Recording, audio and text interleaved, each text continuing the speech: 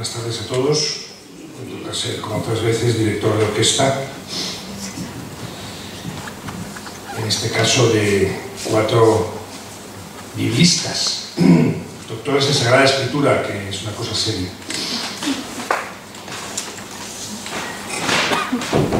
Cuando yo estudiaba en Roma, el primer año de esta gente, que en los catálogos de la universidad se llama propedéutico, nosotros lo llamamos terapéutico. Es decir, que era un año solo de griego y hebreo, y era terrible. Luego ya ese era el primer salto, después el segundo, después el tercero, y ya si son doctores, pues no digamos nada.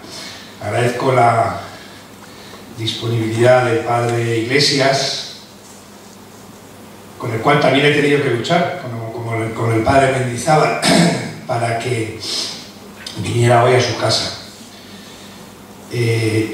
Yo le engañé un poco, diciendo que no, por supuesto que el protagonista era la palabra de Dios, como es lo que vamos a presentar, pero que también quería, en un cierto sentido, que fuera un agradecimiento y un homenaje al padre Carlos Granados, director de la BAC, que la deja después de 6 años de un trabajo arduo, fecundísimo, maravilloso, y yo quería que esto constara en acta. Este no es su último acto, porque mañana tiene otro acto en la Universidad Francisco de Vitoria presentando los escritos de Carmen Hernández, la cofundadora del Camino Neocatecumenal, pero bueno, para un biblista terminar su itinerario en esta presentación me parece que es lo más bonito, ¿no? Gracias, padre Iglesias. Le voy a leer una carta que acabo de traerle, a ese sí, hoy me ha costado más traerle, quiero decir, no le he traído, ¿no? Al padre Mendizábal, que hace 2 semanas me dijo que sí, pero me dijo, llámame 2 días antes. Alcalá, 27 de junio 2017. Querido padre Iglesias, me uno cordialmente a la presentación de tu obra en la BAC. Me gustaría estar presente, pero trata uno de administrar lo que tiene. Enhorabuena y gracias. Luis María Mendizábal, SJ. Bueno, pues ese es el motivo por el que no... Y me he ido hasta Alcalá. Le dije, me voy a las 5:15 a darle un abrazo, pensando que a lo mejor me lo traía de camino. Pero no ha estado la carta preparada. Bueno. Nos reúne, como decía, esta versión crítica sobre el texto original griego del Nuevo Testamento. Personalmente tenía un interés inmenso en este acto, porque cuando yo fui director de la BAC quise que fuera el número 600, pero ya el padre Iglesias había empezado conversaciones con la editorial Encuentro para la que iba a ser la siguiente edición después de la famosa incluida en la Biblia Cantera Iglesias. Y la génesis de venir a la BAC fue que yo estaba enterado de que estaba trabajando de nuevo, y entonces se lo soplé al director de la BAC, hicimos ahí un contubernio judeo-masónico y conseguí en ese momento, pues como iba a ser una nueva edición propiamente, pues que volviera a su casa, como dice el autor en su prólogo. Este Nuevo Testamento vuelve a su casa, y para mí es un gran honor y una gran alegría. Siento de verdad que, por lo menos en esta edición, Dios quiera que en el futuro se consiga, no se haya llevado a cabo la promesa que yo le hice concomitante al padre Iglesias, que era que saldría el texto español junto con el texto griego de Nestlé Aland, que la BAC compraría. En este momento no ha podido ser, por lo que sea, lo podrá explicar el padre Carlos Granados, pero en cualquier caso tenemos esta joya de nuevo entre nosotros. Y es de agradecer. Y supongo que el padre Iglesias estará contento. Van a ir interviniendo en este orden, primero el padre Carlos Granados, luego el padre Luis Sánchez Navarro, los 2 discípulos de los corazones de Jesús y de María, y luego don Juan Miguel Díaz Rodelas, al que presentaré después. Carlos Granados va a bosquejar un poco el tema de las traducciones bíblicas.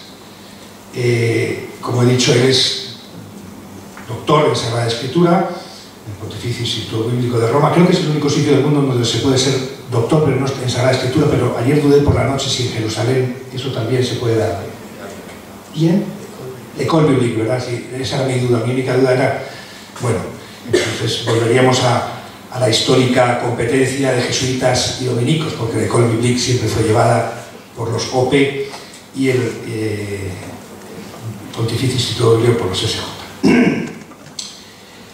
Carlos Granados es doctor en teología, es licenciado también en teología y es profesor en la Facultad de Teología de San Dámaso. Ha escrito varios libros.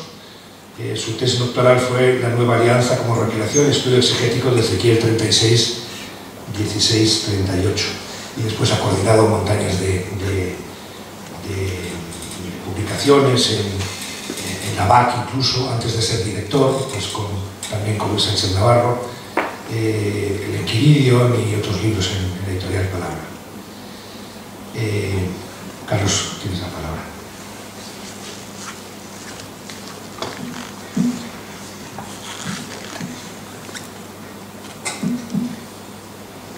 Buenas tardes. En primer lugar, un agradecimiento a don Pablo por esta presentación y porque ciertamente pues, es un momento ya de dejar la BAC, ¿no? Que será probablemente esto de mis últimos actos como director.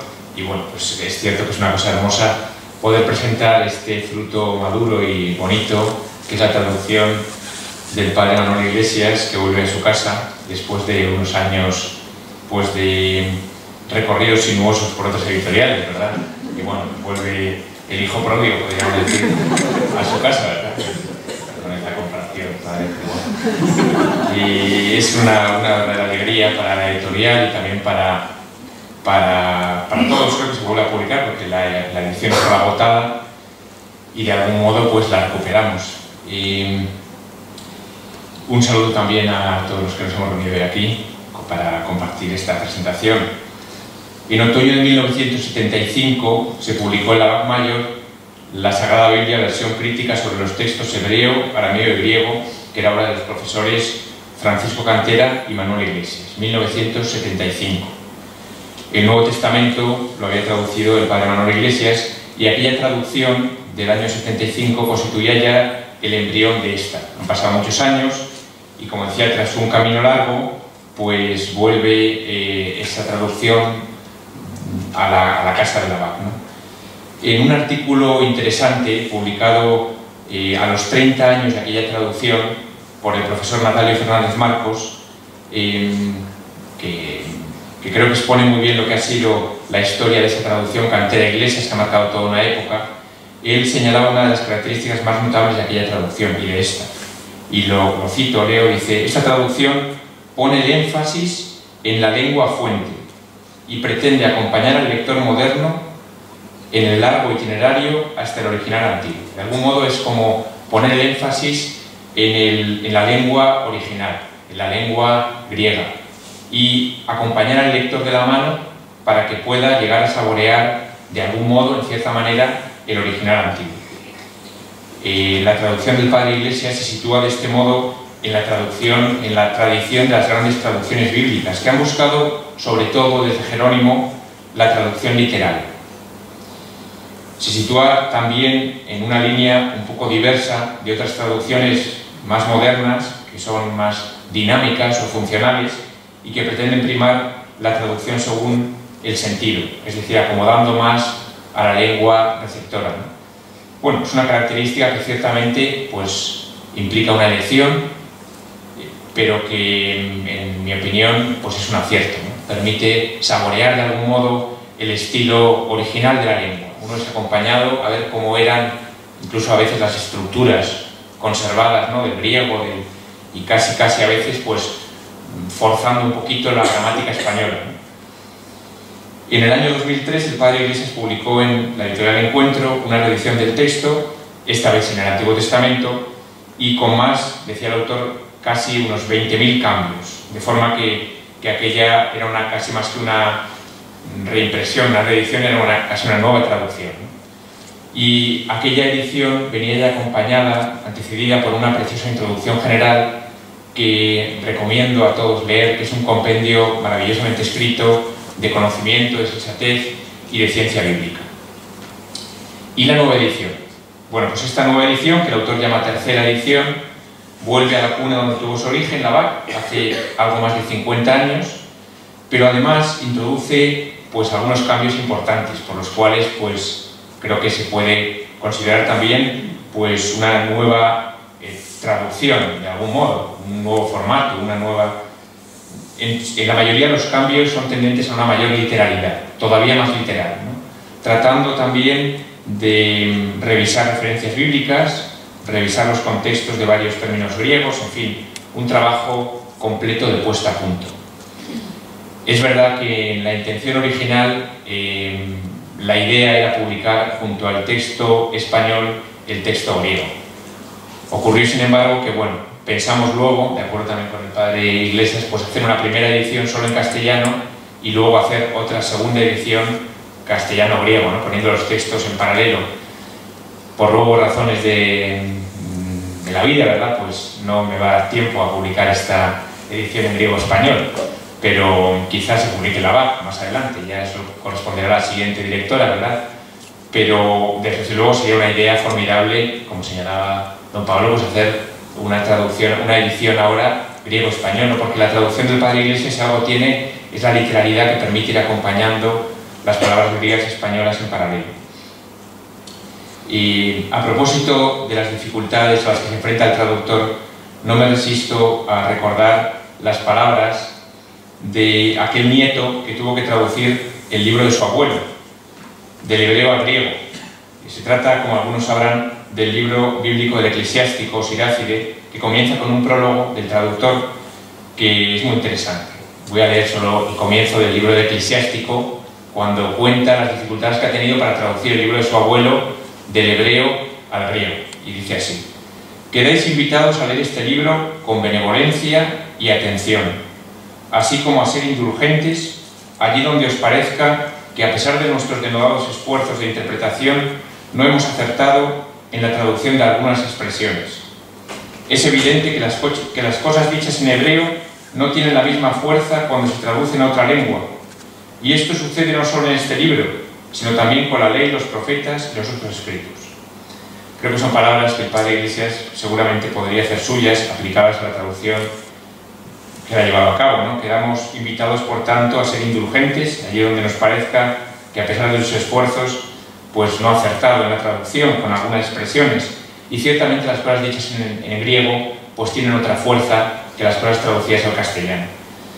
Bueno, pues termino simplemente diciendo que es un verdadero honor para la BAC el recibir esta nueva traducción de la Biblia. La editorial de la Biblioteca de Autores Cristianos tiene el privilegio de ser la editorial española con más traducciones de la Biblia. Está la Ana Carcolunga, que fue el número 1 de la BAC, el primer volumen publicado, la traducción de la Conferencia Episcopal Española, que es la más reciente, y entre medias pues la traducción interconfesional, la traducción del padre Bover, la cantera de Iglesias.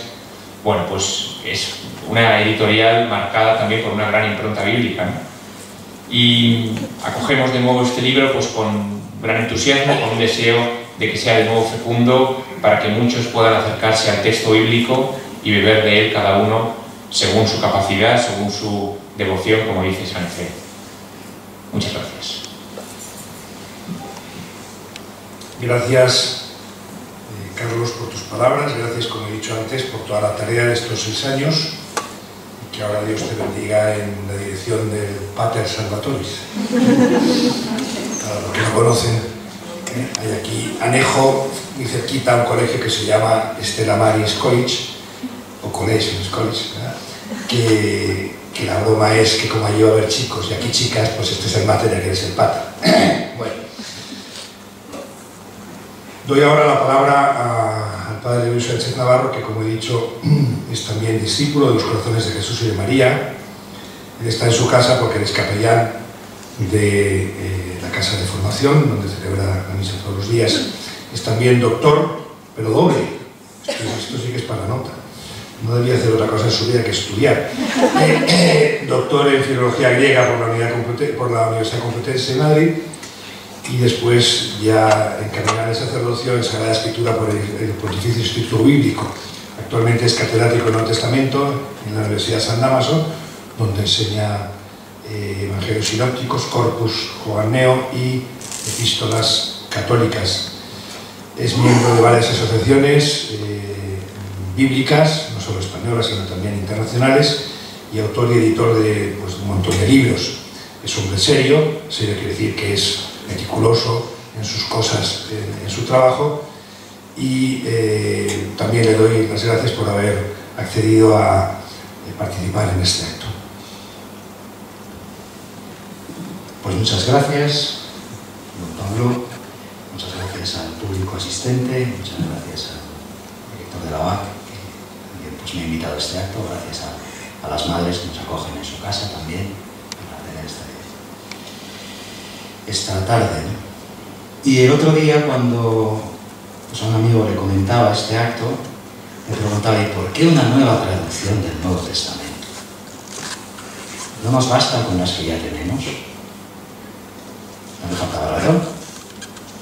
Más aún, como acaba de recordar el padre Carlos Granados, estando aún tan reciente en la misma biblioteca de autores cristianos, la Sagrada Biblia de la BAC, con la versión oficial de la Conferencia Episcopal Española, ¿no resulta acaso superfluo incidir en una tarea semejante?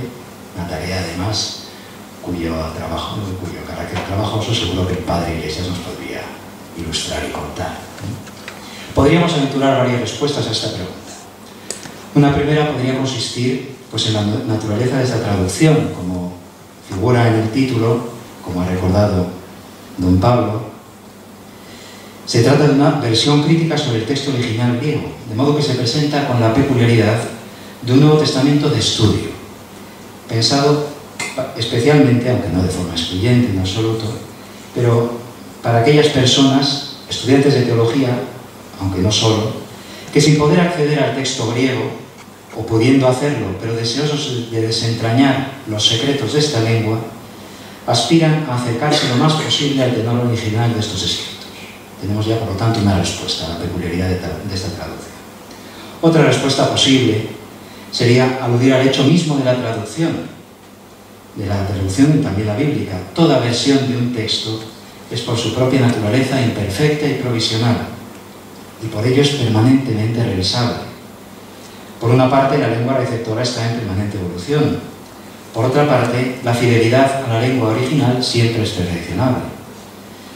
El lector podrá leer con fruto, desde este punto de vista, la introducción general a la edición que nos ocupa, y del que ya ha hablado el padre Carlos, donde el autor nos ilustra acerca de la traducción bíblica en general y de las características de esta traducción en particular.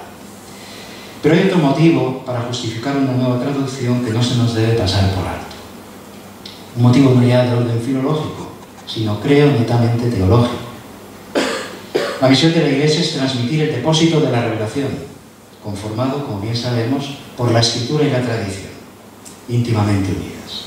Por ello, la transmisión del texto bíblico es un elemento esencial de la tradición con mayúscula. Y aquí adquiere toda su relevancia la tarea de la traducción bíblica, porque la Iglesia no solo transmite con veneración y amor los textos originales, sino que necesita actualizarlos, es decir, traducirlos al contexto de cada época, traducirlos a las diversas lenguas.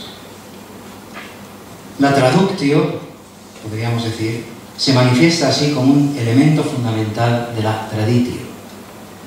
E igual que la tradición eclesial es una realidad viva y dinámica, así la traducción bíblica es una tarea permanente para cada generación eclesial. Quien mandó hacer discípulos a todos los pueblos nos estaba encomendando ya entonces, de forma implícita pero necesaria, la noble tarea de la traducción. Es por ello de agradecer el empeño del padre Manuel Iglesias.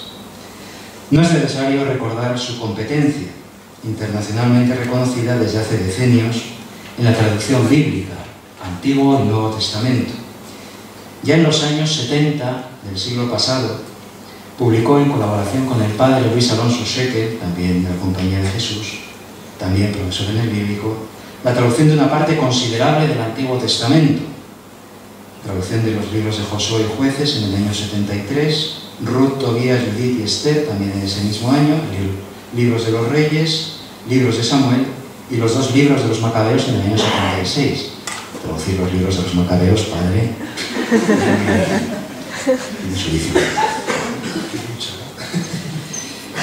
De manera que las traducciones bíblicas del Antiguo Testamento que hemos leído en la liturgia durante estos últimos 40 años y las que seguimos leyendo ahora, porque como sabemos en las partes ya traducidas del Antiguo Testamento, la Nueva Biblia de la Conferencia Episcopal ha intentado conservar en la medida de lo posible las traducciones litúrgicas ya hechas en los años 70.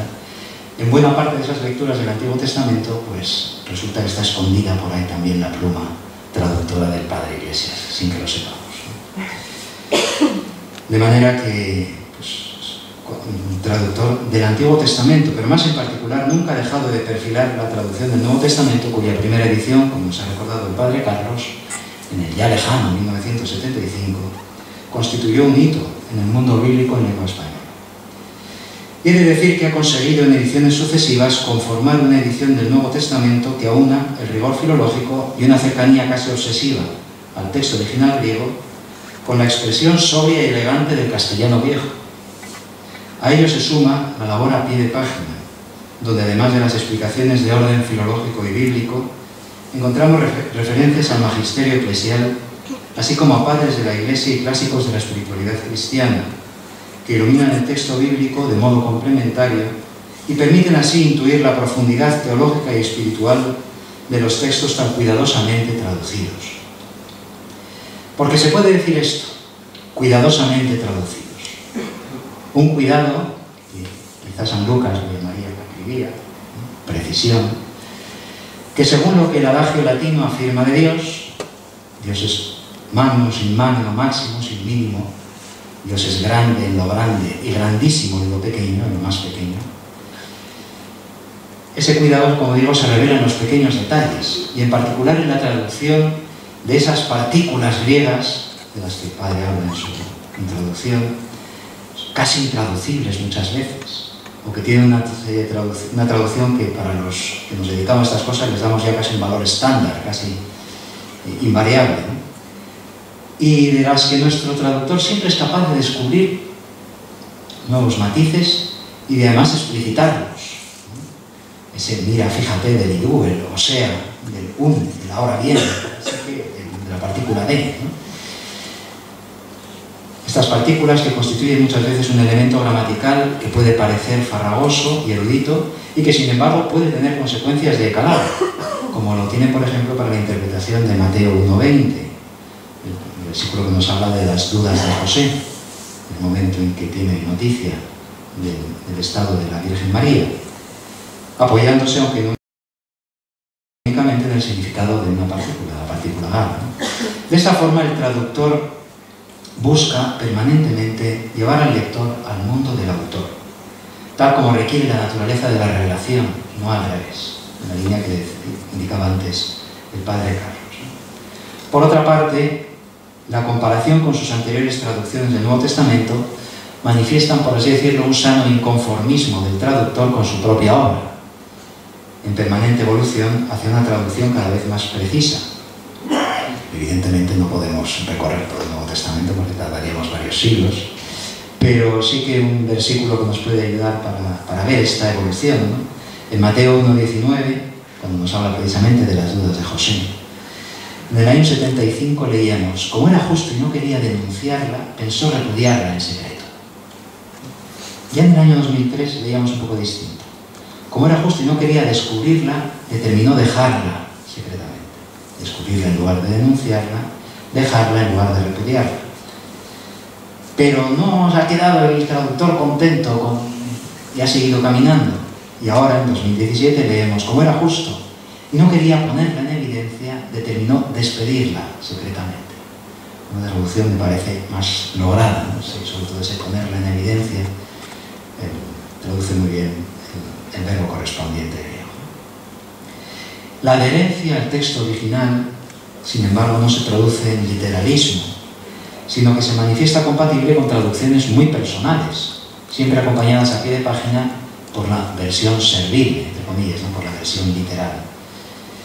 Leemos así, por ejemplo, la primera bienaventuranza, ¿no? Felices los que tienen espíritu de pobres. Además, el traductor ha querido ponerlas entre exclamaciones, las bienaventuranzas, ¿no? Los que tienen espíritu de pobres en lugar de los pobres de espíritu, ¿no? Traduciendo, por así decirlo, ese semitismo. La respuesta de María el ángel en Lucas 1:38. Estamos tan acostumbrados a rezar el ángel, es verdad, hágase en mí según tu palabra.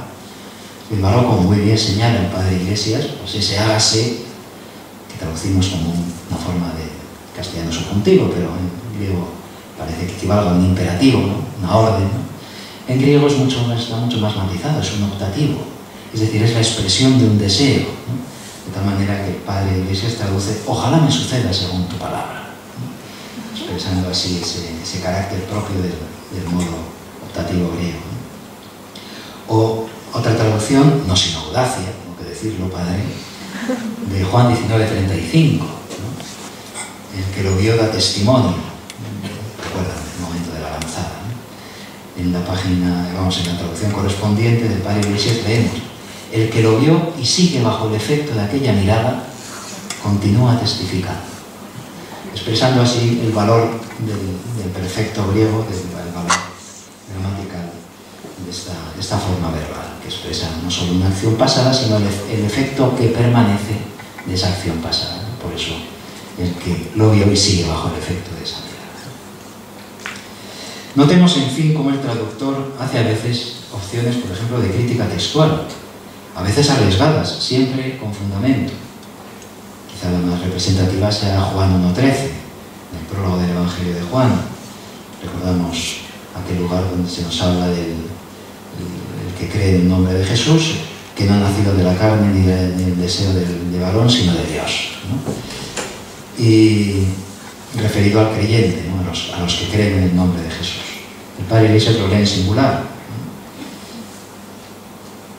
El que no nació de la sangre, ni del deseo de la carne, ni del deseo de varón, sino de Dios. Es decir, referido no al creyente, sino a Jesús mismo, ¿no? Un testimonio del nacimiento virginal. Esta lectura en singular, atestiguada por los primeros padres de la Iglesia, es acogida en la traducción como preferible. Son pocos los traductores que lo hacen, son algunos, no solo el Padre Iglesias, pero ciertamente es una opción, por una parte arriesgada, por otra parte fundamentada críticamente, ¿no? Y debo decir que estoy básicamente de acuerdo con él. Podríamos, en fin, extendernos en multitud de observaciones de detalle. No lo hacemos por doble motivo. Primero, obligado, motivo de tiempo. Y en segundo lugar, porque es una tarea que brindamos al auditorio, que ciertamente, si hace de esta traducción del Nuevo Testamento, por así decirlo, su traducción de cabecera, nunca excluyente, porque toda traducción es limitada y por lo tanto nunca excluye otras traducciones, pero sí una referencia obligada, encontrará en ella un fiel compañero para la lectura, para el estudio, para la meditación y para la oración. Y ahora, emulando un poco en esto a San Pablo, lo que dice Pablo en la segunda carta a los Corintios, así empalmando con lo que luego va a decir don Miguel, aunque sea como un demente, digo, ¿no? Se me ocurre una sugerencia, ¿no? Se la brindo aquí al director saliente, esperando que se la comunique a la directora entrante.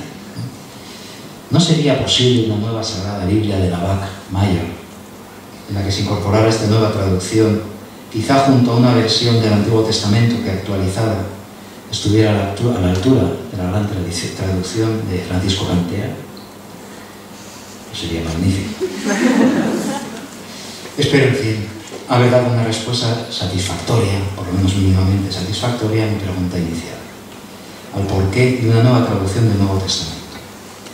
Enhorabuena a la BAC, y en particular al Padre Carlos. Es una alegría poder compartir con él este acto ya, digamos, de culminación de su verdaderamente brillante trayectoria en la dirección de la BAC. Enhorabuena a la BAC por esta edición tan cuidada, que está a la altura de las mejores ediciones bíblicas. Y enhorabuena, Padre Iglesias, por este trabajo al servicio de la palabra de Dios. Ad multos santos.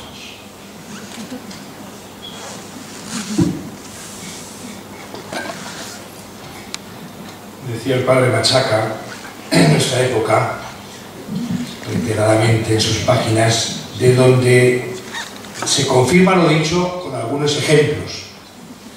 Como ven, la seriedad del padre Luis Sánchez Navarro pues ha sido modélica en la presentación, en la precisión y en el afecto.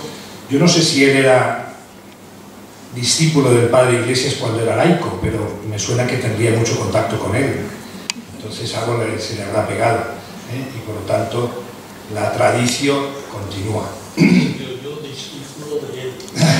Bueno, eso no. El padre Iglesias yo todavía no lo he presentado, pero claro, ya que está diciendo eso, lo curioso es que se puso como San Ignacio, solo que él con 70 y en las aulas de San Damaso a las clases del padre Carlos. Bueno, y del padre Luis Sánchez Navarro, eso no sabía yo. Yo sabía lo del padre Carlos, eso sí que tiene guasa, ¿no? Bueno, claro, yo imagino al padre Carlos Granados, vamos, yo dándole miedo, vamos. A este propósito, perdón que interrumpa, tuve esa experiencia. De repente el padre, el rector de la universidad me dijo, ¿me va a ir para Iglesias? ¿De alumno? Y dije, sí. Y entonces yo cuando le veía ahí sentado entre los alumnos pensaba, en medio de vosotros hay uno que no conocéis. Pero que es más grande que yo. ¿Veis cómo la seriedad se compagina con la simpatía? Bueno, tengo que agradecer cordialmente la presencia de don Juan Miguel Díaz Rodelas. Aquí conocí en mis años de Roma, recordaba yo esta tarde algunas cosas divertidas. Se estaba peleando con San Pablo en la Carta a los Romanos y tenía, claro, que un biblista, que uno que iba para doctor en el Pontificio Instituto Bíblico, recurriera a un dogmático para que le explicara algunas cosas de la gracia de San Pablo y la ley. Eso tiene una expresión de humildad, iba a decir infinita, ¿verdad? Porque, en fin, los biblistas son gente seria. No es canarión, no. Le he dicho que era canarión y casi se me echa encima diciendo ¡soy chicharro! Él es sacerdote de la diócesis de Valencia, pero él es nació en Santa Cruz de Tenerife. Es, como he dicho, también doctor, evidentemente, en ciencias bíblicas, licenciado en teología. En el año 93, a mitad de mi estancia en Roma, pues defendió su tesis doctoral sobre la Carta a los Romanos, Romanos 7, 7 y 8, 4, en el conjunto de las afirmaciones de Pablo sobre la ley. Y después ha sido profesor en diversos lugares, sobre todo en su Facultad de Teología de Valencia, donde sigue siendo catedrático, todavía no se ha jubilado, donde ha sido también vicedecano, decano, etc. Y ha sido profesor invitado en muchas universidades de España, Salamanca, Burgos, Tenerife, Castellón también, en el Centro de Estudios para la Familia de Juan Pablo II. ¿Es San Damaso, lo he dicho? No, pues sí, también San Damaso, claro. ¿Qué? Nada lo mismo, ya lo sé, pero es que si se enteran luego los de San Damaso me dicen, porque tú sabes lo que pasa en las facultades, ¿no? Hay que nombrar, son los últimos de Filipinas, pero son importantes también, ¿no? Quiero decir, bueno, ha sido director y subdirector de la Asociación Bíblica Española, pero los dos puntos más importantes por los que se le ha invitado, uno es miembro, creo que ahora mismo es el único miembro español en la Comisión Bíblica Internacional. Antes estaba Nuria Calduc, ¿no? Está. Bueno, pues entonces he estado cotejando esto por internet, pero no salía bien. Habrá que darle un tirón de orejas al padre Cadaria para que ponga bien los nombres. Bueno, y sobre todo, pero no lo hemos traído para una pelea de gallos, porque fue el secretario del Comité Técnico para la Traducción y Edición de la Sagrada Biblia, versión oficial de la Conferencia Episcopal Española. O sea que ha estado 10 años al pie del cañón para 10, ¿no? O más, porque a mí me prometieron cuando llegué a la BAC, no tengas problema, que enseguida saldrá la Biblia, te vas a forrar de pasta y vas a poder publicar todo lo que quieras. Luego, yo sé que esperaría todavía la cosa. Llegó el padre, pasó Sangrador, no sé si Sangrador fue en su época o después, bueno, da igual, pero quiero decir que la cosa venía de lontano, de lejos.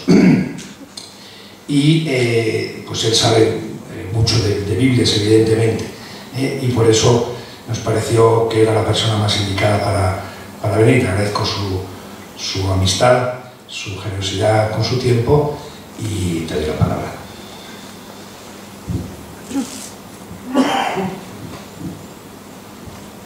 el que tiene que agradecer la presencia en esta mesa y el honor de poder participar en la presentación de esta obra del Padre Iglesias, a quien conocía evidentemente desde mis años de estudiante y fugazmente y en silencio en Villa García, donde hice unos ejercicios hace ya, me dice él, en el siglo pasado. Yo pensaba que era más reciente. En fin, entro en materia porque no sé si voy a cumplir tan fielmente los tiempos como los que han hablado antes de mí. La intervención de un servidor va a tener prácticamente 4 partes, muy breves, quisiera que fuera así. Primero tomaré como punto de partida unas indicaciones del propio Padre Iglesias sobre su tarea y la tarea de traducir en general. En un segundo momento haré alguna indicación sobre la distancia que él establece frente a otros tipos de traducciones de la Sagrada Escritura. En tercer lugar, haré alguna referencia a un texto que me parece muy importante, el texto de Filipenses 2, 5, 6, 11, y finalmente aludiré a algunas de las notas explicativas, así las llama él, que introduce el Padre Iglesias como una forma de comprender mejor, de acercarnos mejor al texto, a la palabra de Dios. Bien, en las primeras páginas introductorias, que lógicamente es lo primero que hay que leer cuando uno coge un libro, y además a lo que invita el Padre Iglesias educadamente, suavemente, mediante una pregunta en la que él hace a este Nuevo Testamento, a esta traducción del Nuevo Testamento, señala, cito, que una traducción no es solo un problema, sino una aluvión de problemas, porque siempre es en algún modo un proceso creador que exige, gloso las palabras suyas, por un lado la fidelidad al texto, que nunca puede identificarse con traducción mecánica, y en el caso de una frase se hace necesario, por tanto, y como mínima, comprenderla globalmente para verterla en otra lengua como un todo. Aunque, por un lado, tampoco esto es automático ni absolutamente libre, porque vertiendo la frase como un todo, podrían perderse muchos matices de sentimiento o de idea, con el consiguiente empobrecimiento del texto resultante respecto al traductor.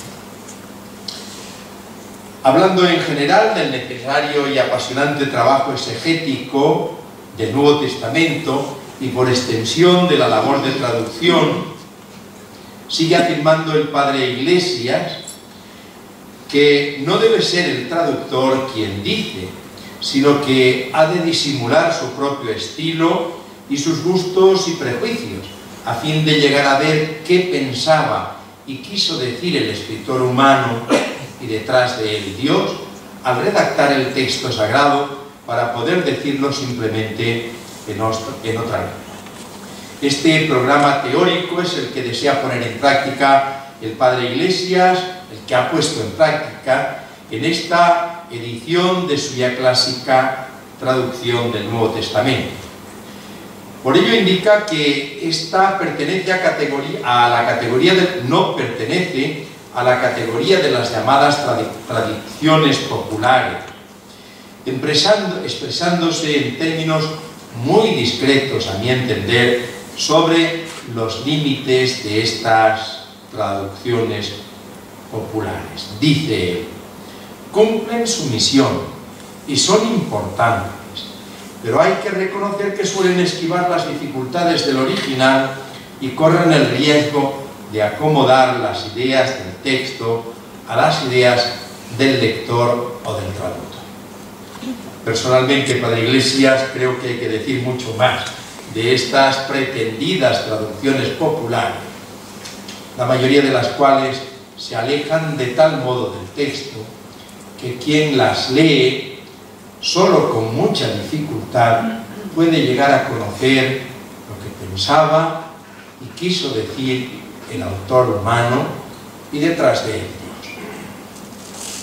El Padre Iglesias sigue afirmando que la traducción que ofrece tampoco está pensada, ni mucho menos, para ser proclamada en la liturgia. Como lo que dice en este apartado me toca algo más de cerca por el trabajo que he tenido que hacer en relación con la versión oficial de la Conferencia Episcopal Española, quisiera también yo decir una palabra sobre ello. Según el autor de esta versión del Nuevo Testamento, la traducción litúrgica tiene o debería tener un empaque, una dignidad y una elegancia especial. Yo me permito indicar humildemente, salvadas todas las distancias para la Iglesia, que tales cualidades no pueden hacerse nunca sacrificando el texto original. Y como indica el mismo Padre, cuando el original no se entiende, no se entiende. Y si no tiene empaque, que no lo tiene en algunos casos, no tiene empaque. Y si no es elegante, el original no es elegante. Evidentemente siempre hay que traducir con la dignidad debida a un texto que nos sobrepasa, pero que salvo en contadas ocasiones no responde a los cánones de la literatura, que es seleccionada en las muchísimas y por cierto muy subjetivas antologías. Marcadas pues las diferencias frente a otras traducciones, el editor-autor de esta versión crítica se propone ofrecer una traducción para el estudio personal de aquellos que desean la mayor proximidad al texto griego del Nuevo Testamento, pero no tienen acceso directo al mismo. Para ello, entre el extremo de la literalidad y el de la libertad de formulación, elige deliberadamente el primero, de modo que entre la traducción y las notas explicativas el lector pueda llegar lo más cerca posible al original griego pro est, es citar. En orden a este objetivo, ya lo han señalado sobre todo el Padre Luis, el Padre Iglesias realiza en primer término una traducción literal, cuya eventual dureza suaviza recurriendo frecuentemente a paréntesis cuadrados, multiplicando hasta el escrúpulo, son sus palabras, y además mediante notas explicativas. El autor dice haber prestado atención especial ante todo a las partículas, a los tiempos verbales, a los semitismos del vocabulario, en relación con lo cual dice seguir creyendo en el mito de los semitismos del Nuevo Testamento, no precisamente escasos. Qué sabias son las palabras de Fray Luis de León, que voy a decir yo, citadas al final del apartado tercero de la introducción de esta traducción del Nuevo Testamento de que estamos hablando. Escucharlas no será en este contexto tiempo perdido. El que traslada ha de ser fiel y cabal, y si fuere posible, contar las palabras para dar otras tantas, y no más ni menos, de la misma cualidad y condición y variedad de significaciones que las originales tienen, sin limitarlas a su propio sentido y parecer, para que los que leyeren la traducción puedan entender toda la variedad de sentidos a que da ocasión el original si se leyese, y queden libres de escoger entre ellos el que mejor les parecía. La introducción del Padre Iglesias a su traducción del Nuevo Testamento se cierra refiriéndose a las notas que él distribuye en tres clases: citas bíblicas directas, referencias bíblicas puestas a pie de página entre las notas explicativas abajo y el texto arriba, y las referidas notas explicativas. Guiado por las indicaciones de esta introducción, me he acercado a uno de los textos cumbre del pensamiento paulino, o puede que incluso ya de la más antigua tradición cristiana. El Padre Iglesias recoge prudentemente esta problemática en los tres interrogantes en que se resuelve la nota explicativa al texto de Filipenses 2, 6, 11. Un texto cuya anterior traducción litúrgica conocemos todos muy bien y seguro que hemos memorizado. Es notorio que de aquella traducción desaparecieron, como por arte de magia, términos tan importantes como los de humillación y obediencia, que Pablo, y quién sabe las comunidades que ya existían antes de su conversión, concretaron en el uso de los términos correspondientes. El verbo tapeino, seguido de un pronombre reflexivo, y el adjetivo obediente. El uso de aquel verbo recuerda de manera extraordinaria que el himno ha sido insertado en la exhortación. Padre Iglesias la califica acertadamente de ascética. La exhortación que hace Pablo a sus cristianos desde 2.1, invitándolos en 2.3 a considerar por la humildad, evidentemente cito la traducción del Padre Iglesias, a considerar por la humildad a los demás como mejores que vosotros. La referencia a la obediencia de Cristo, haciéndose obediente, establece un contraste indirecto pero claro con la desobediencia de Adán, por la que, según dice San Pablo en Romanos 5:19, quedamos hechos pecadores todos los demás, mientras que por la obediencia de uno solo quedarán hechos justos todos los demás. En la citada traducción litúrgica no se hablaba ni de humillación ni de obediencia. Comenzaban a sentirse los primeros síntomas de crisis en la vida religiosa y en general en la vida de la Iglesia. Y uno de los ámbitos a los que afectaba, bastantes de los presentes lo saben mejor que un servidor, porque son religiosos y religiosas, era precisamente la comprensión e incluso el papel que tenía en la vida religiosa y en la vida de la Iglesia, la virtud de la humildad y sobre todo la obediencia. Pero ya he señalado que en el original griego de Filipenses 2.8 aparecen explícitamente las dos ideas y además una detrás de otra. Se humilló haciéndose obediente. El Padre Iglesias mantiene en su traducción la referencia a la obediencia y remite en la correspondiente nota bíblica a Romanos 2:19, entre otros textos. Ahora bien, debo manifestar, con toda la humildad de vida, que me ha causado cierta extrañeza por dos detalles. El primero es que en las notas explicativas hable de la referencia a Adán, en la que comenta Filipenses 2.6, pero no en la nota en la que explica Filipenses 2.8. El segundo detalle que motiva mi extrañeza, que en este caso esta vez mayor, es que en el mismo versículo 2.8 haya preferido la acepción se rebajó a la de se humilló, y que por otra parte no comente para nada esta frase.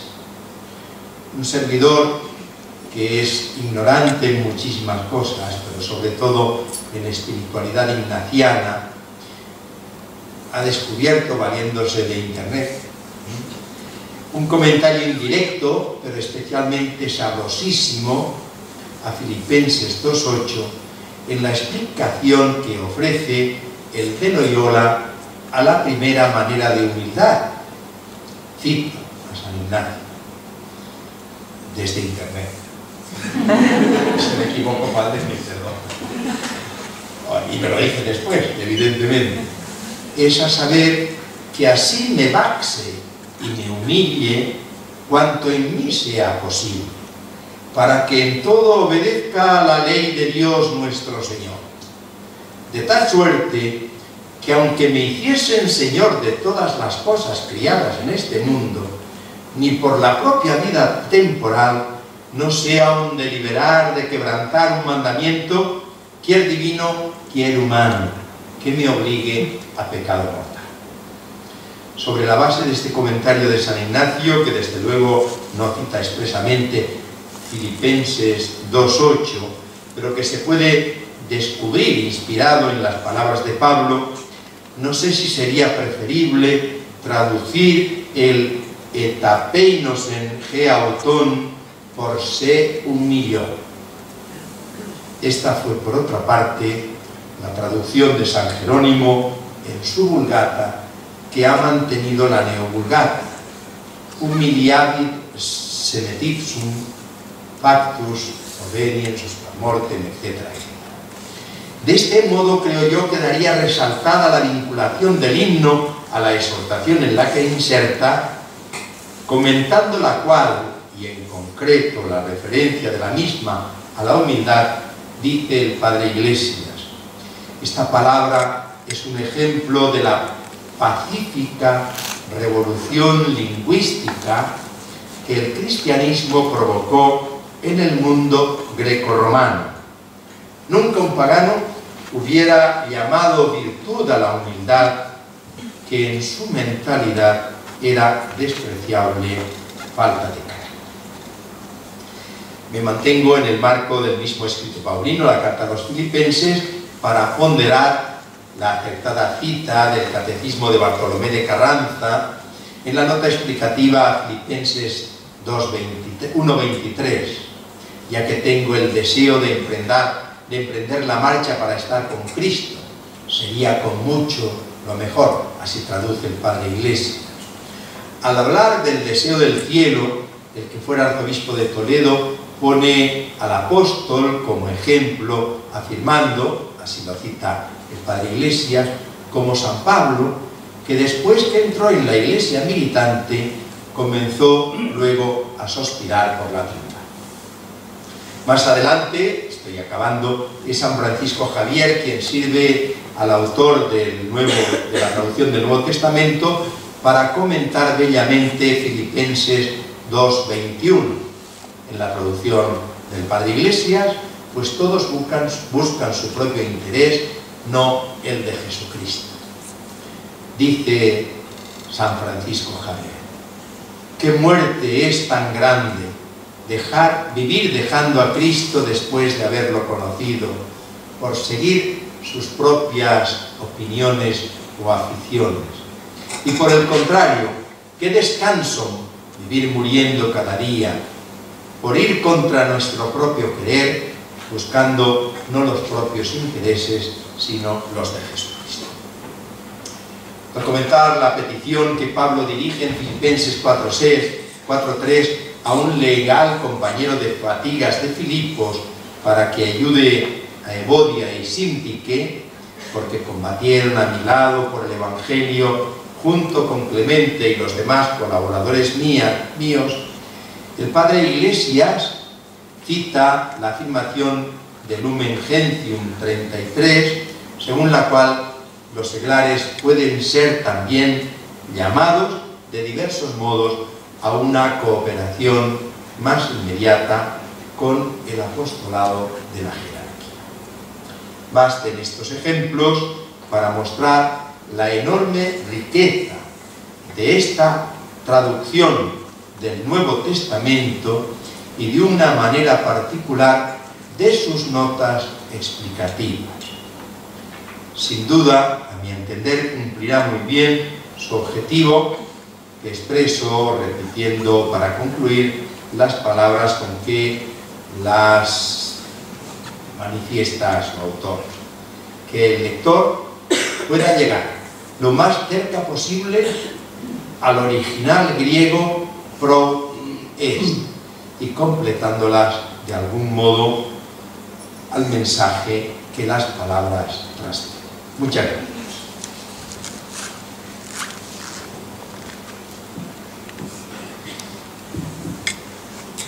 No sé, Padre Iglesias, si en presencia de su superior, hacerle llegar la petición para que el provincial le deje 2 años más para continuar la tarea que parece que don Juan Miguel Díaz Rodelas le invita a continuar. Es apasionante siempre,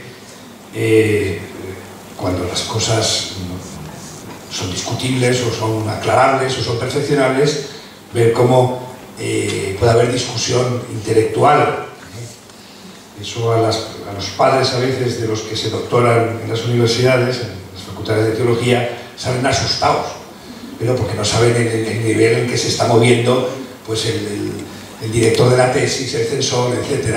O incluso los que participamos a veces en el aula cuando nos dan la palabra y creen que todo eso se hace para fustigar al doctorando y que es para que demuestre todo lo que sabe. Seguro que el Padre Iglesias va a demostrar enseguida, espero que haya tomado nota de todos esos rebajamientos, esas pullas ignacianas y todas esas cosas, porque yo he dicho que esto no era una pelea de gallos, pero han visto que enseguida, eso es lo apasionante de todo esto, es así, ¿no?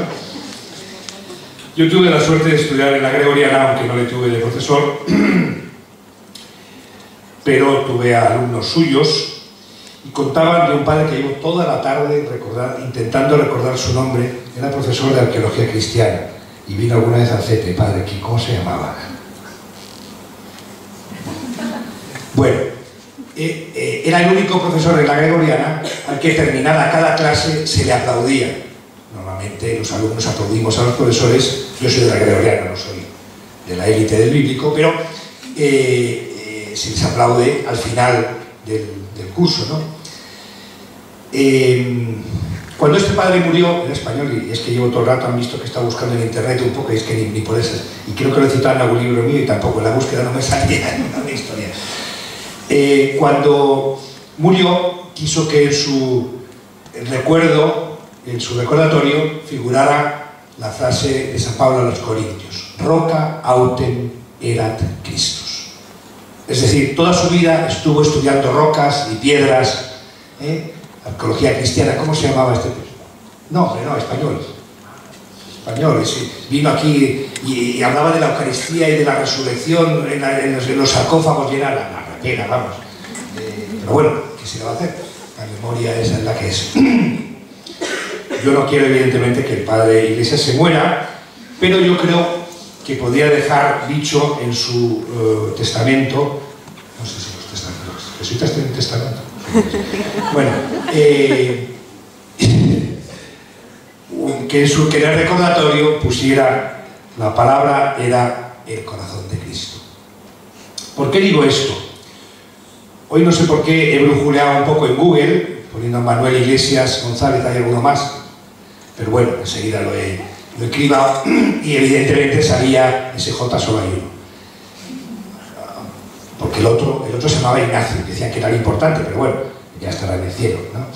Pero han visto en su silencio y en su trabajo escondido, yo no sabía. Yo sabía que había traducido los libros de los Reyes en aquella edición de Cristiandad, en esos libros verdes, ¿no? Que yo tengo por ahí, pero lo que no sabía era que había tantas traducciones del Antiguo Testamento que eran obra suya. Bueno, pues gracias, Padre Iglesias, porque a este hombre le quita mucho trabajo. Y brujuleando en Google, además de salir evidentemente el Nuevo Testamento, pues salían una serie de libros que eran todos de espiritualidad y que yo creo que casi todos convergen.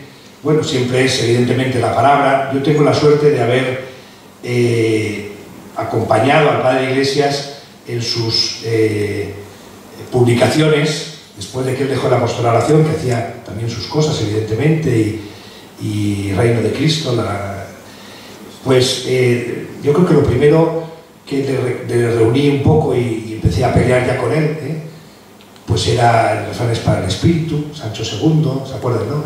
Después Vivir de la Palabra de Dios, Meditaciones Sencillas, La Palabra y las Palabras.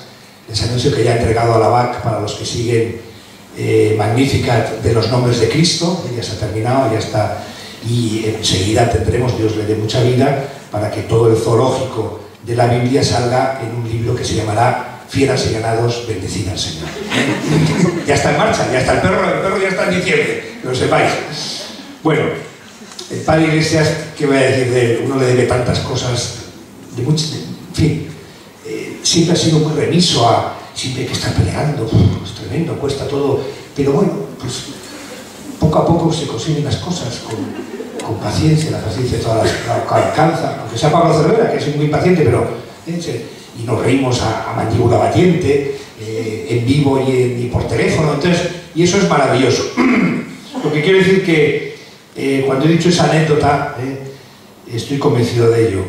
Aquí hay un trabajo evidentemente de altísimo nivel académico, intelectual, de investigación, pero cuando uno lee las notas de un tipo y de otro que hay, como ya se ha dicho, pues al final descubre que hay también un creyente, y más que todo, y una persona que ama a la palabra, y la palabra viva es el corazón de Cristo. Gracias, Padre Iglesias. A ver qué puedo decir yo, porque es la primera vez que me veo en una aventura como esta. He escrito aquí 4 cosas en un papelico.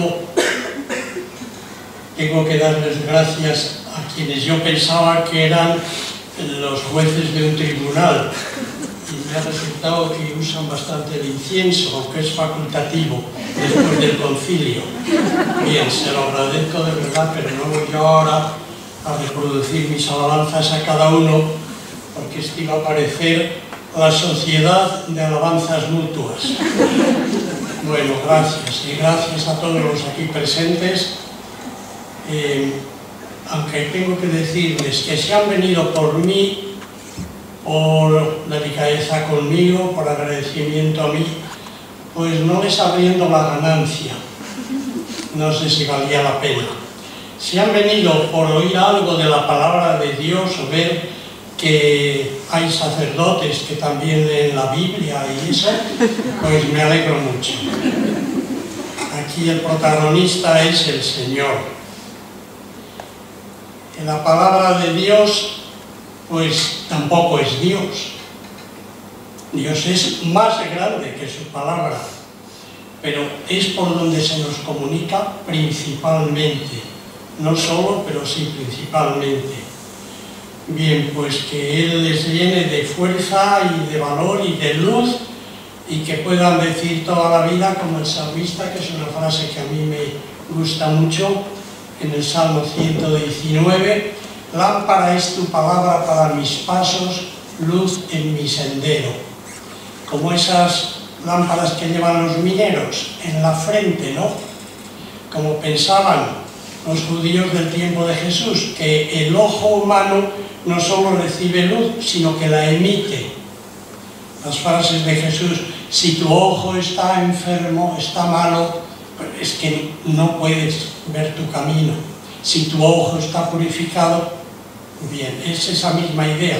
Pensar que el ojo es fuente de luz, equivocada científicamente, pero que nos ilustra.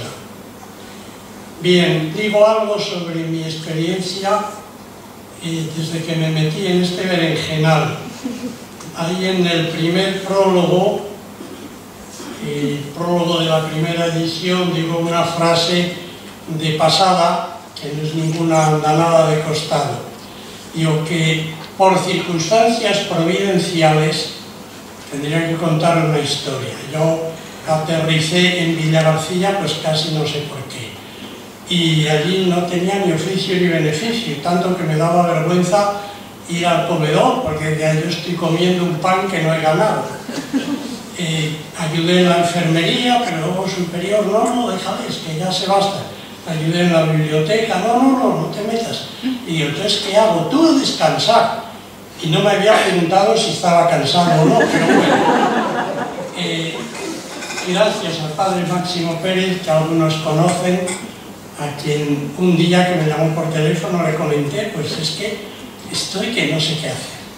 Padre Máximo Pérez y el padre Pozo casi al mismo tiempo me pidieron un trabajo.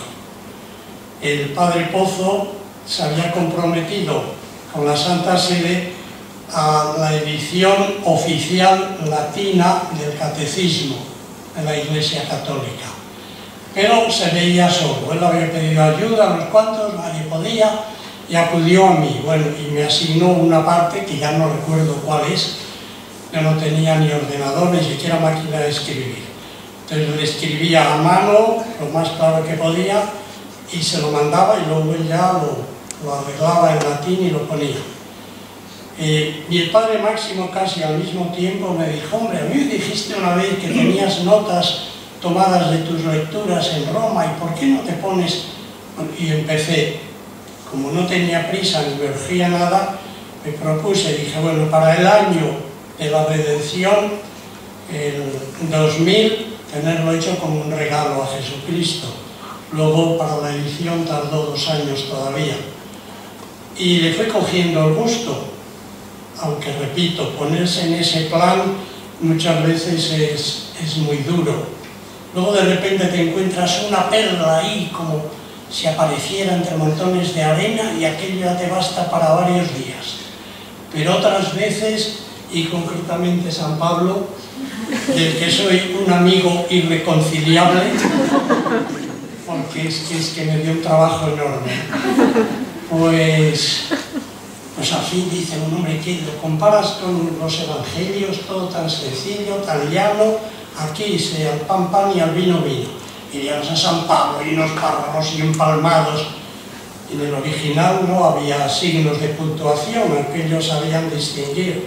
Cuando acaba una frase, un punto, una coma, punto y coma, pues hay que adivinarlo.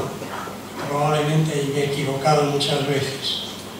Bien, pues empecé y al final salió esa primera edición. Luego, en esta otra, pues prácticamente me ha llevado 2 años, aunque no he dedicado solo a eso. Y me ocurría lo mismo. Ahí el padre Carlos Granados tuvo la culpa porque me insistió en la edición bilingüe, que yo me acababa de ver. Muy bien, una página en griego con toda la crítica textual y luego la página en castellano. Pero entonces me sentí obligado, por si acaso terminaba haciéndose, a repasar todo para organizar el hiperbatón, la frase castellana, lo más pegada posible al griego. A veces no podía menos si leía en alto, que es un consejo de Cela para sus novelas. Él escribía las novelas y las leía en alto, las escribía a mano porque decía que era como que le salía sangre al escribir, bueno, y ahí ponía todo. Y al leerlas en alto, él oía, esto disuena, esto no se puede poner. Y más de una vez he vacilado y he dudado qué hago. Bueno, y al final por la norma, no, la literalidad.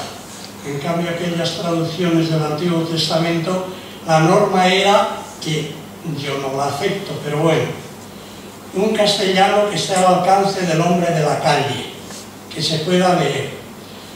Entonces, gracias a Dios, pues había términos técnicos que, bueno, se salvaron. En el Nuevo Testamento de la Nueva Biblia Española no tuve nada que ver, pero tenían ya una obsesión por el hombre de la calle que yo seguía sin saber quién es. Yo conozco hombres y mujeres de la calle que tienen cultura, que son capaces de leer, que han oído siempre los escribas, los publicanos, pues eso no se podía poner. Entonces vamos a ver, si yo digo las carabelas de Colón, pero claro, eso es muy antiguo, hay que poner los transatlánticos de Colón, o las naves de Colón. Estoy traicionando el texto. Es que la gente no sabe ahora, pues que aprendan, o se lo ponemos en unas notas, ¿qué le vamos a hacer? Pero yo no puedo hacer una cosa de eso. Es que yo ahora, si lo traduzco en ese plan, La gente estaba admirada de la sabiduría con que les hablaba. Tendría que poner, la gente flipaba. Y eso no se puede poner. Aparte de que es una moda lingüística que dentro de 10 años habrá pasado, como tantas otras, ¿no? Bueno, pues me puse a escribir y ya con paciencia y palabra por palabra, venga otra vez y leer toda la frase y seguir adelante. Y de ahí he sacado varias experiencias que me van a permitir que se las diga, personales, pero pueden valer también para el estudio de la escritura, para la lectura lenta, reposada o la meditación. La primera, que ya la han sacado por aquí. Cada vez Dios es más grande, el Deus semper maior. Es que traduces y te quedas, pero si esto puede decir otra serie de cosas, ¿cuál elegimos? Bueno, en las notas se puede salvar, normalmente la que pongo en el texto es la que prefiero, pero a veces tanto valor crítico tiene otra que he puesto en la nota. Y uno nota cómo Dios se le escapa. Yo suelo vivir de anécdotas, y ya me habrán oído muchas. Hace años, bueno, todavía siguen viviendo allí, en un pueblo de Cantabria, Zurita, de Piélagos, cerca de Torrelavega, empezó una fundación, las hijas del hogar de la madre, o las siervas del hogar de la madre, que conocerán. Bueno, empezaron a sacar una revistita y allí ponían anécdotas de sus catequesis. Y hubo una que me gustó mucho.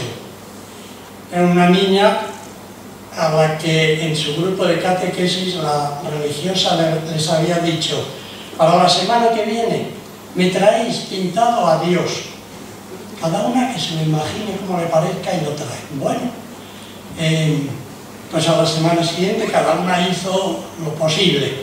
Hay una vidriera en una catedral medieval de Bélgica que dice, firma el pintor, quam optime potui, lo mejor que pude.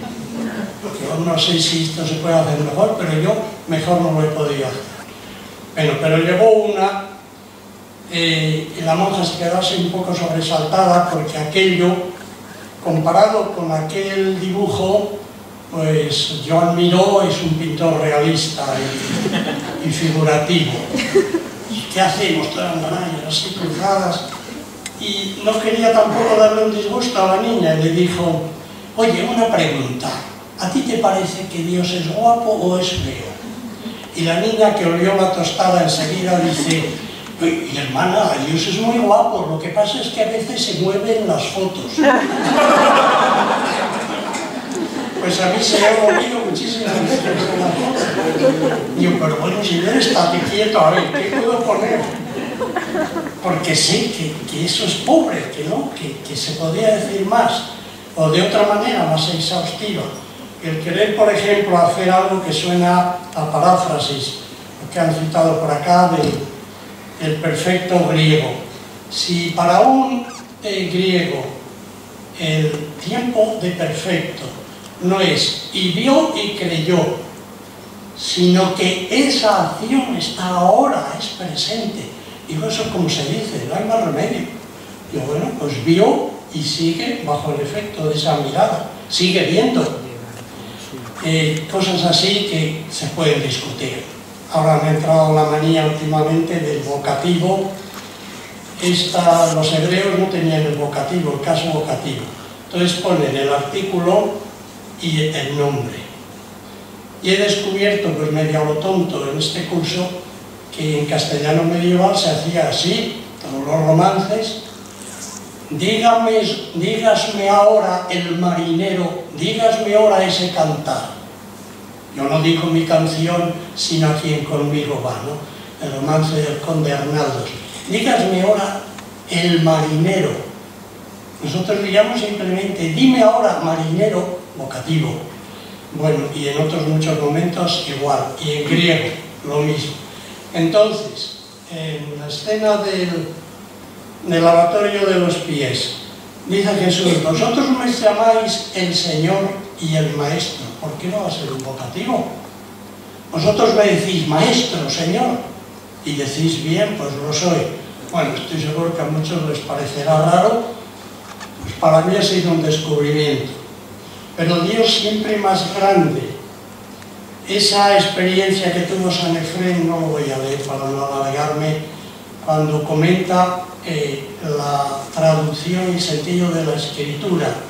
Dice, ¿te crees que has llegado y ya has saciado tu sed? Pues la fuente sigue todavía manando. Si es que no la vas a agotar. Dios es inagotable y no es poco, ¿eh? Muy ignaciano es el principio y fundamento, ¿no? Él, el Señor, yo, criatura, bueno, entre paréntesis no se me olvide, San Ignacio es muy amante del verbo abajarse. Entonces, que así me abaje y así me humille, bueno, el humille es como una explicación del abajarse. Y ya ni se me ocurrió, pues es verdad, que quizás precisamente para llevar la contraria, para ser la contracultura mundana que se nos ha metido, había que poner humillación, se humilló, bueno, se abajó, pues ya veremos, si en algún día se puede. Bien, no agradezco mucho, pues que cada Dios es más grande, lo primero. Segunda experiencia, algo parecido pasa con la Iglesia. La Iglesia es más grande de lo que pensamos. Primero, la Iglesia existió antes que el Nuevo Testamento escrito. Y lo tenemos gracias a la Iglesia y a su magisterio, que supo dilucidar y distinguir, este es apócrifo, este no dice la verdad, este sí. No pensemos nunca que las primeras comunidades cristianas, y más si tenían un apóstol a la cabeza, eran comunidades acéfalas, sin cabeza. Aquí no hay autoridad, como aquella señora guía en las excavaciones de Contredia de Urcade, en La Rioja, una ciudad celtíbera. Yo le pregunté, estábamos en un grupo, y le dije, ¿y qué sistema de gobierno tenían estos celtíberos? Y dijo, yo le dije, ¿tenían algún rey, algún jefe? Y no, todo lo resolvían en la asamblea, como a mí me gusta. Supongo que votará Podemos. No, que rey ni que nada, asamblea. Pues no, señor, había asambleas, pero al final San Pedro, quien fuera, tiene la última palabra. Entonces no creamos que aquí haya una libertad de expresión total, ni muchísimo menos. Bueno, gracias a la Iglesia. Entonces, si yo me olvido de la Iglesia, de su magisterio, de que esto se ha leído y meditado 20 siglos largos, pues a lo mejor me quedo sin entender muchas cosas.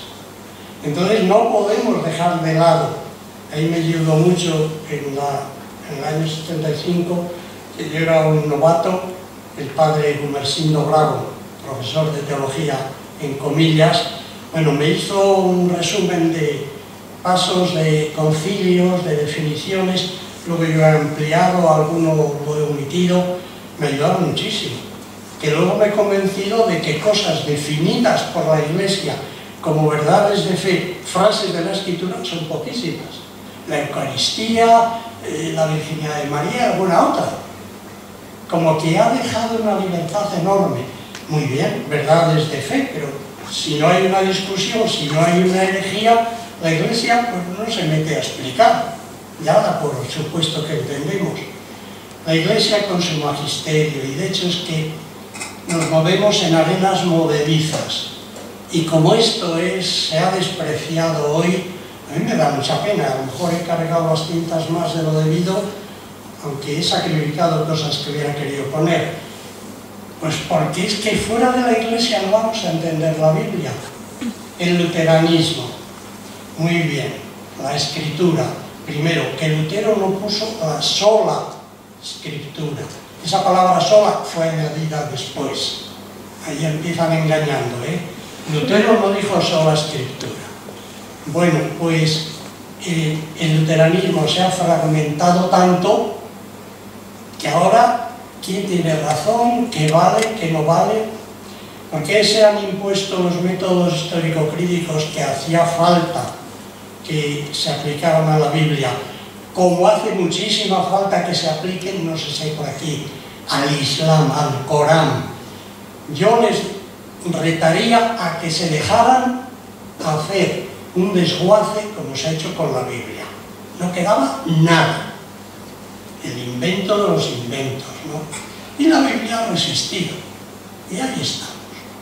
Bueno, pues esa grandeza de la Iglesia que nos acoge, que es nuestra madre que nos lleva en su seno y nos va diciendo las palabras de Jesús, como la mamá enseña a rezar al hijo pequeño y se inclina sobre él allí después de la comunión para que dé gracias, y el niño va diciendo las palabras que le dice a la madre y muchas de ellas no las entiende, pero las dice. Lo dice mi mamá, ella sabe lo que digo. La Iglesia me va ayudando a orar, la liturgia no es más que esto. Bien, con la Iglesia podríamos poner, pero claro, es una etapa única, el trabajo inmenso de los santos padres de los primeros siglos, griegos y latinos. El padre Orbe solía decir que los padres, la patrística, los santos padres valen porque son exegetas, pero su exégesis las hacen en sermones. Explican a, qué sé yo, San Ambrosio, a San Lucas, y empieza diciendo, yo no sé qué pasa, que gente de los que venís aquí no conocéis a San Lucas, os perdéis una mina, y empieza él, y cada domingo va explicando el Evangelio de San Lucas, ¿no?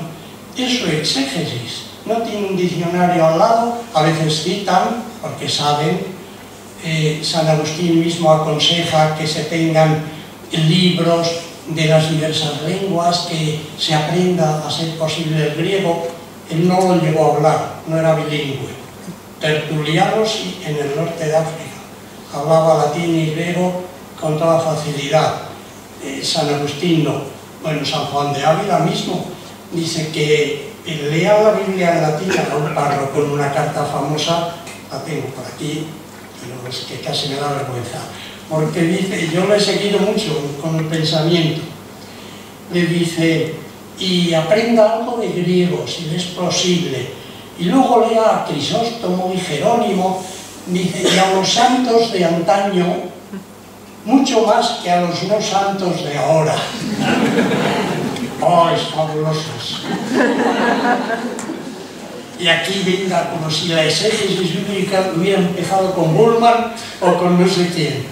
La Iglesia lleva 20 siglos estudiando la Biblia y explicándola. Explicarlo es lo mismo que comprender.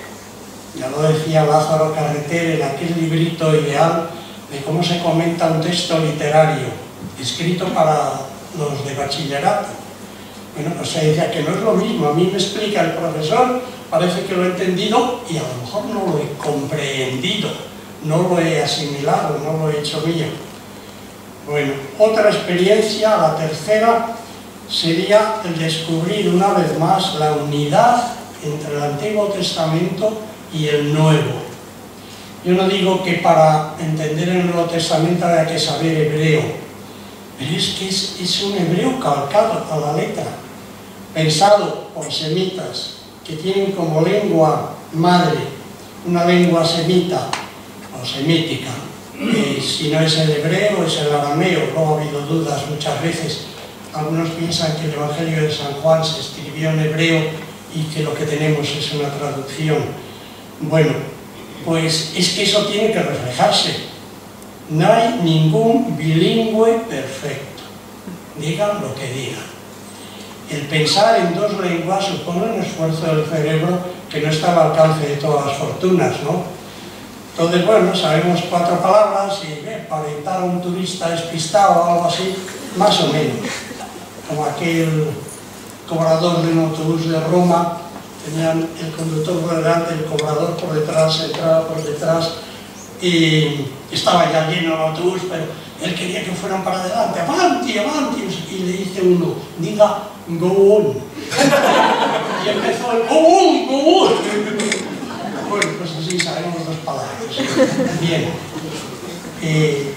esa unidad interna de los 2 testamentos que la defendió tan hermosamente el Papa Benedicto XVI en un discurso que echó a una facultad teológica de Estados Unidos, que es preciosa. Es un árbol, dice, van saliendo ramas, bueno, pero las raíces primeras, el ancla de esa planta es la misma. La unidad de los dos testamentos, eso que en la Carta a los Romanos, capítulo 12, versículo 6, llama la analogía de la fe, que puede tener varios significados, pero yo creo que se refiere a lo que el Catecismo de la Iglesia Católica entiende por la analogía de la fe, que es esa trabazón que hay entre la doctrina del Antiguo Testamento, que dicen el Dios del Sinaí y no sé qué. Bueno, pues el Dios del Sinaí se ha manifestado en Jesucristo. Bien, es verdad, hay un progreso, pasan muchos siglos, pero pensemos que Abraham es del siglo XVIII antes de Cristo y que el cuchillo de la circuncisión es de piedra, que están en la edad de piedra, ¿no? Y creemos ya que nos digan la última novedad. Bueno, esa unidad de los dos testamentos, aunque, cuarta experiencia, esa no hacía falta que me la recordaran, el centro de los dos testamentos, aunque en el antiguo sea más difícil de demostrar, es Jesucristo. No hay otro. Es esa palabra que dijo el Padre en singular cuando su Hijo se encarnó. Es Jesús. Si yo leo los Evangelios, a San Pablo, las cartas apostólicas, etc., y no conozco más a Jesucristo al acabar de leer, he leído mal, o me han dado una traducción falseada. Por ejemplo, les leo esto sí, de San Juan de Ávila, en una de sus cartas. Tiene varias sobre cómo explicar la Escritura. La inteligencia de la Escritura Sagrada, le digo, una carta a un cura, que la da nuestro Señor a trueque de buena vida y de persecuciones. Parecíame a mí que leyendo a San Juan y a San Pablo y a Isaías, que luego habían de saber la Escritura, y veo a muchos leerlos y no saben nada de ella. Y así veo, ya la cita en latín, como dice Jerónimo, que si abre el sentido aquel que tiene la clave, la lectura de la Escritura, y no busca uno a que otro lo abra, nullo alio reserante, las Escrituras quedan patentes, como dice San Jerónimo. Yo no sé más que decirle, sino que lea estos, y cuando no los entendiere, algún intérprete santo sobre ellos, especialmente lea a San Agustín, contra pelagianos y contra otros de aquella secta, y tome un crucifijo delante, y aquel entienda en todo, porque él es el todo, y todo predica a este. Ore, medite, estudie. Con un crucifijo. Bueno, tampoco hoy podemos hacer eso, ¿eh? Sería un ideal quizás pervertido. Vivimos siglos después de él. Han pasado varios concilios, el mismo de Trento, ¿no?, que tanto está denostado hoy como si fuera, vamos, salido de las cavernas. Bueno, pues no podemos tampoco quedarnos en lo de ellos, pero ojalá rezáramos ante un crucifijo, le pidiéramos luz. ¿Qué quieres decir con esto? ¿A dónde me llevas con esto? Porque yo creo que lo he traducido honradamente, pero tengo la impresión de eso, de que te has movido en la foto. ¿Qué hacemos, pues? Un texto que le gustará al Padre Pablo Cervera, de Santo Tomás de Aquino. Lo trae el Catecismo de la Iglesia Católica, en el número 112. Por corazón de Cristo está comentando el Salmo 22, versículo 15. Mi corazón se derrite como cera en mis entrañas. Por corazón de Cristo se entiende la Sagrada Escritura. que muestra el corazón de Cristo. Pues este corazón estaba cerrado antes de la pasión, porque la escritura era oscura, pero quedó patente después de la pasión, porque quienes ya la entienden consideran y disciernen cómo hay que explicar las profecías. Tengo aquí el corazón, el meollo, el núcleo del Dios que nos ha redimido y nos ha creado. Entonces ya tengo ahí, bueno, si veo que un autor me desvía, probablemente en algo se ha equivocado, aunque yo no lo sepa decir. Bueno, esto es una idea también de los exegetas medievales, que solía ser gente muy piadosa. A ver si traje una de Hugo de San Víctor, una frase muy sencilla: toda la escritura divina es un libro, y este libro es Cristo, porque toda la escritura divina habla de Cristo, y toda la escritura divina se cumple en Cristo. Pues ya basta. Claro, es que yo no sé hebreo, no sé. Santa Teresita escribió en una de sus cartas que a ella le gustaría ser sacerdote para verse obligada a estudiar griego y hebreo, que estudiaban entonces en los seminarios. Pues yo le diría, ni falta que le hace. Una cosa es que yo desprecie el saber, si puedo saber, ¿qué más da? Pues tal, cojo cualquier cosa y bueno, pues más o menos, y preparo la homilía de la sacristía a ver qué lectura es la de hoy, y digo, pues no sé, algo que se me ocurre.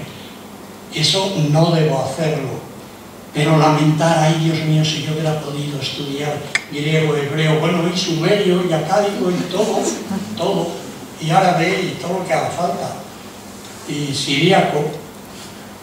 Si estudiamos a Jesucristo lo encontramos también ahí, pero no solo ahí. Tenemos vivo en la Eucaristía, lo tenemos vivo en los pobres, en los enfermos, en los perseguidos. Bueno, pues yo con esto terminaría. Si tienen alguna cosa que han dicho por comentar, lo de las partículas es una de mis manías. Cuando me convencí que todos tenemos derecho a tener 5 o 6 manías inocentes, esas que no hacen daño, pues ya me lancé y todavía me he quedado corto. Por ejemplo, algo que he cambiado en esta traducción. Yo ponía, he ahí el Cordero, tenéis ahí el Cordero de Dios que quita el pecado del mundo. Un poco, pues porque era lo que me sonaba del oído de la liturgia. Hasta que un día empecé a dudar, digo, bueno, pero esto de quitar en nosotros significa también, quita ya, ¿no? Quita eso. Salamanca diría, quita esos achiperres de ahí, ¿no? Bueno, pues, en Monleras, ¿no? Dirían así los achiperres, o las artes. Dejas todo regado de artes, ¿no? Pues, dije, esto no puede ser. Y leyendo otras páginas, llegué al capítulo 5, estaba en San Juan, con el paralítico. ¿Qué le dice Jesús? No le dice, quita tu camilla y llévala, cárgala. Anda, pero sí es verdad, es el mismo verbo. Airo griego es levantar un peso. Luego, Jesús carga nuestro pecado. Ahí tenéis al Cordero de Dios que carga sobre sí el pecado del mundo.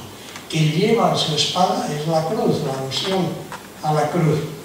Bueno, otro caso, por ejemplo, yo siempre había entendido, el que persevere hasta el final, ese se salvará. Pero es que perseverar, en realidad, puede tener un matiz pasivo, el que aguante. También se podría decir, el que aguante hasta el final, en una persecución, en una crisis, ese se salvará.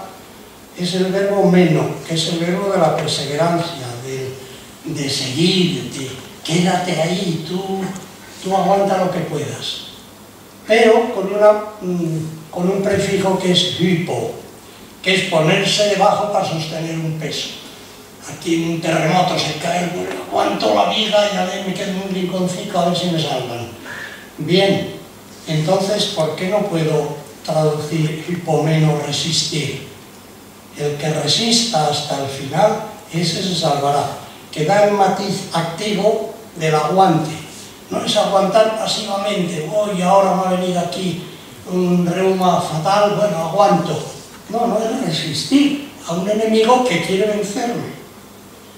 O bien, otra palabra, el anagimnosco, que eso fue en la segunda edición, lo digo ahí en el prólogo. También descubrí, pues no sé cómo, que hay dos modos de conocer en el griego del Nuevo Testamento. El verbo oida, que es un verbo que tiene que ver con la visión, el eidético, por ejemplo, que es un conocer por intuición, casi como una inspiración instantánea. Es el hijo que conoce al padre.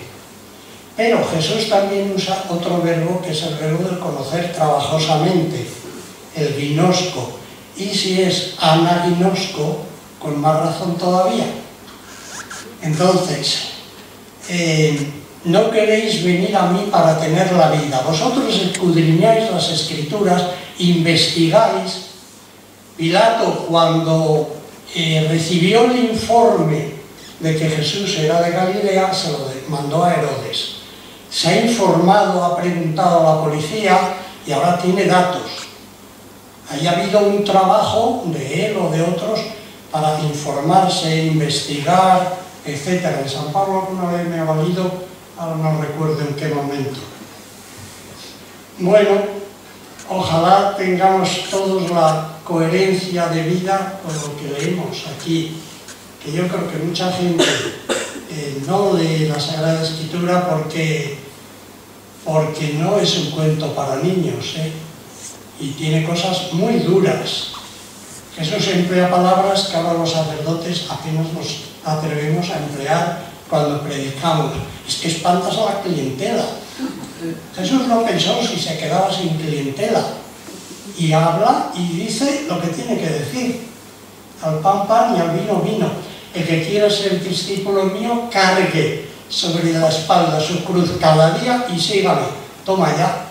Pues nos ha estropeado el invento, ¿no? Entonces, felices los pobres y todo eso.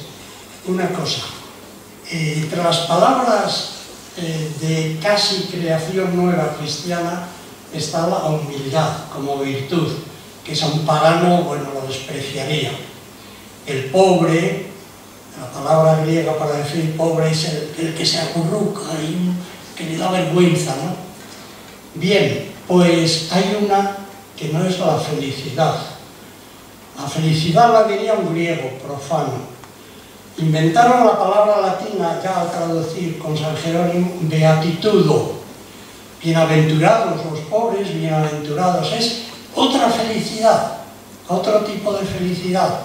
No la de pasarlo en grande en esta vida, no la de tener todo.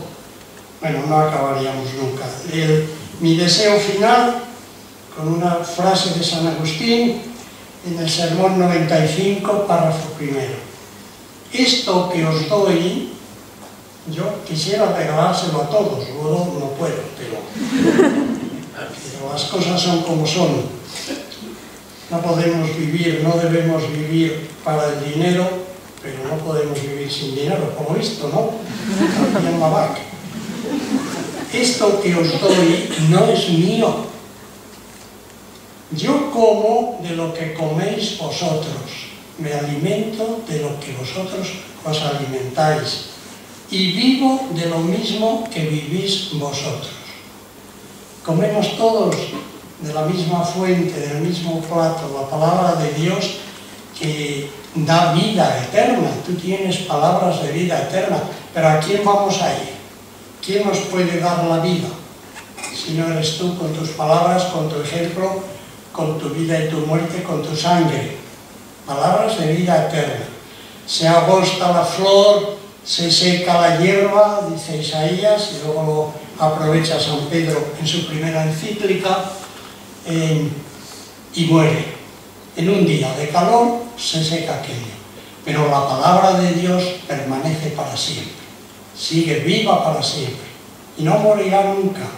Entonces, si pudiéramos acomodar nuestra vida cristiana, religiosa, a la palabra de Dios tal como se nos ha conservado por la Iglesia, pues yo creo que otro gallo nos cantara, ¿no? Digo. Bueno, muchas gracias.